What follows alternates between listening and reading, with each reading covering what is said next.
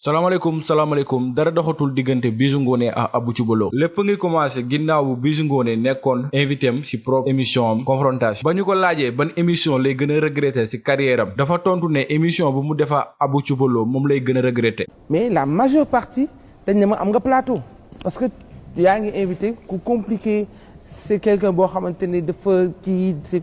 mais man voilà il est très susceptible mais man je sais gérer. ci plateau bi bu boobu man awma ci benn pression quoi. à un moment donné génn nga ci émission bi. non génn ma ci. li tax ma xaw a génn yaa ngi doon mer. non benn point tax et puis mer boobu yëpp sax parce que dama pragmatique man dama pragmatique. dama baax ba mu ëpp. mais noonu laa amee garde. waaw sama reetaan dafa ànd ak garde. mun naa ree mais mu am garde boo xamante ne boo ma xoolee bu ma la nee jàkk samay bët da ngay xam ne que kii am na fu mu la yemloo dama xaw a am benn garde bu nekk ci man. donc Abou Thioubalo ci biir émission bi dafa ne ma yaa ngi nii di am di sëy rek di sëy di am ay jëkkër am jëkkër moo gën di mooy. defe naa ne bu ma bëggoon mooy am naa commodité yëpp pour mooy. donc kuy dem di sëy ma ne ko jar moo tax yow tamit xam nga ne kon man du ma ay caaxaan. des fois émission bi mu am ay affaires yu nit ki génn foofu noonu dugg sa vie privée yaa ngi nii xas imaam yi saaga imaam man sama maam imaam la lu tax may xas imaam di saaga imaam yi benn nit laa amaloon problème mu wax ma delloo ko mu waxaat ma delloo ko. c'était Imam Kanté après mu ne ma yaa ngi nii am ay sëy yu bari ma ne ko ci nga war a xam ne du ma ay caaxaan. wax jooju mu wax nag indi na réaction ci Abou Thioubalo mu génnee benn vidéo boo xam ne dafay ŋàññ ci lu Bijou Ngoné wax. il faut ñu jàpp ci ay mbiram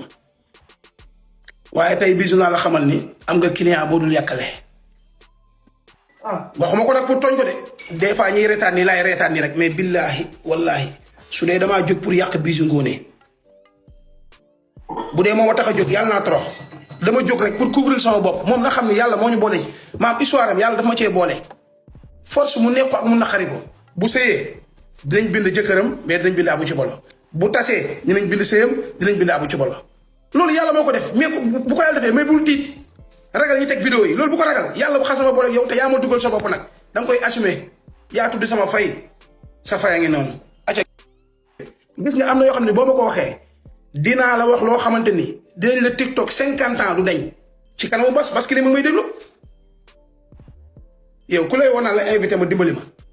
kooku xanaa kon boo ko invité moom moo la fay sax jiitu émission ba benn yaa ma fa jiitu ñaar bi ma ñëwee yow da ngaa tàmm taat nga mën wax kon man na laa ñëwee ci yow naan la nga invité ma man damaa soxla nga invité ma man lu may sax def ci télé yi man ma bëgg génne album bu ne fatata rek album bu neex génne ko te ko ci kanamu sénégalais yi ñëpp kontaan. lan laay doyee sa genre gi yow fan nga mën a yóbbu Abou Thioubalo woo na ma baal ma mën naa la baal yow mën nga tooñ ma ba sama xolu yaay samay xolu doom samay xolu képp ku ma xam sa xol tàng na